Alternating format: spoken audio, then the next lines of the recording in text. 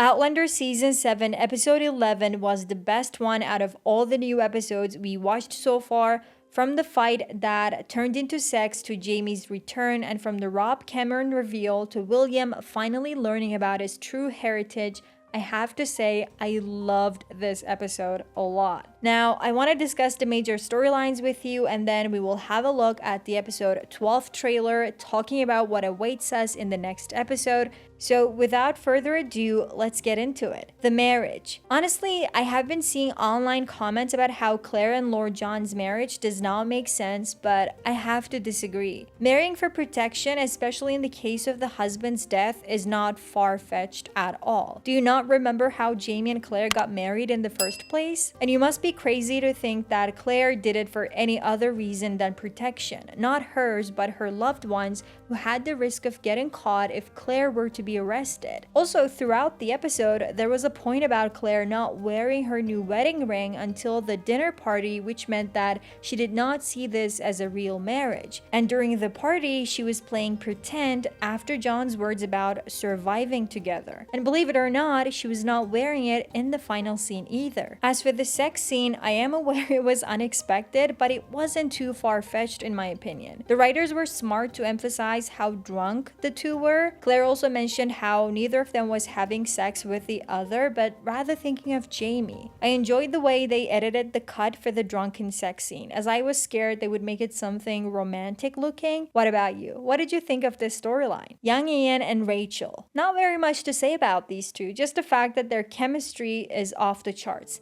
Kinda glad young Ian told the whole story about Emily and his child to Rachel, and there are no secrets between them. Just look at the contrast between the two scenes. In part 1, Rachel was very angry at young Ian for kissing her on the lips, but now she has fully opened her heart to this relationship. The wedding when? Roger and Buck. To be honest, when everything is moving quite fast in the show, it doesn't make sense how things are so slow in Roger's storyline as well as Bree's, but I'll get to that. I guess they're trying to keep the big reveal about Roger's father to a less eventful episode, although I'm not sure if that day will ever come for Outlander. The buying of the gemstone was important as it signaled that Roger might use it in the next episodes to send his father back to his original time. I do wonder though, will Roger tell his father anything about who he is, or will we only hear his inner voice when the meeting happens? Think about it, Roger never met his father as far as he remembers at least. Jeremiah died when Roger was only a little baby. What will the reunion be like? Bree and Rob Cameron, finally. I mean, it was a bit weird to see Bree still in the same clothes she wore in episode 8, so not even a day passed in the 20th century, while in Claire's timeline, weeks have gone by. The pacing is a bit odd, but I'm so glad Rob Cameron and Jemmy did not actually travel to the past reveal finally took place. I have been talking about this since part 1, and even the part 2 trailer showed Jemmy being stuck in the tunnels, but I have to say,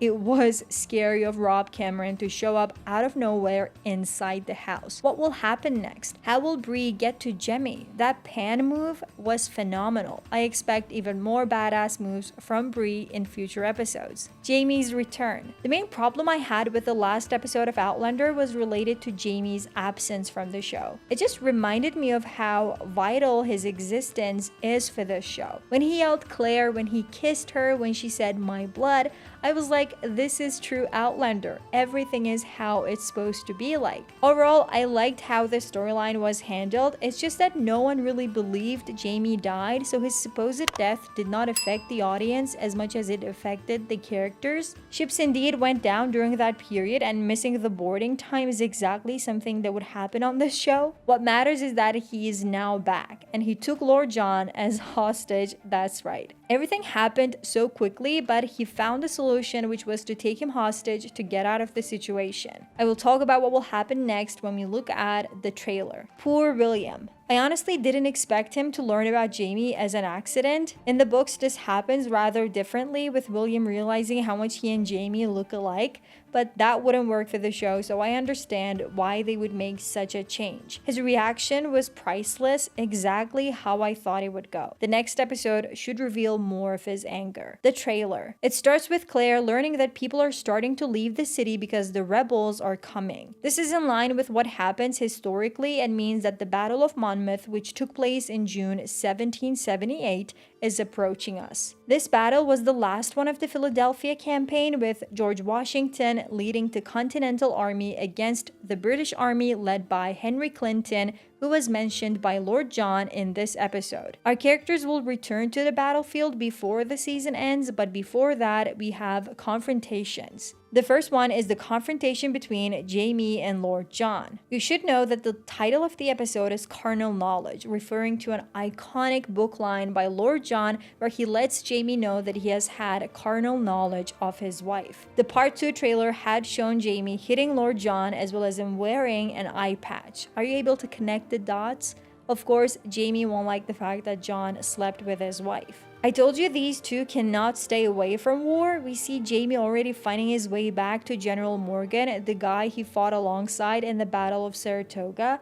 Jaime's giving him an important letter as a spy, like husband, like wife. General Morgan wants Jaime to meet someone. That person should be no one other than General Washington. We previously saw the role being portrayed by Simon Harrison back in season 4. Can't wait to see him in episode 12. Here's a shot of Jaime and Lord John running away and the Claire and Jaime confrontation. Claire tries to explain herself and says she thought he was dead, and I feel like Jaime won't be angry at her at all. At least that's what I'm gathering from his facial expression. I think he will take out his anger on Lord John and will not judge Claire about this. What do you say? Of course, William is now having an existential crisis, as one would. He believes his entire life was a lie, and he has every right to think so. He's not actually a noble British, he's a nobody, whereas he's a rebel's son. Someone who stands for everything he fought against. This will be interesting to watch. There's a shot of young Ian with soldiers behind him. He mentioned he was going to see Denzel, so this must be related to that, but why is he holding his weapon like that? William is having a hot moment with a lady. Is this Peggy Chu, the lovely lady introduced in episode 11, or is this a new character? Tell me your thoughts in the comments. Wait a minute, there's already a battle happening and Jaime's in it? This season is quick. A fight between William and Jaime? Come on, man. Like the kid hasn't had enough. I hope Jaime goes easy on him. And the trailer ends with a great Jaime and Claire scene. They're husband and wife, as Jaime asks and Claire confirms.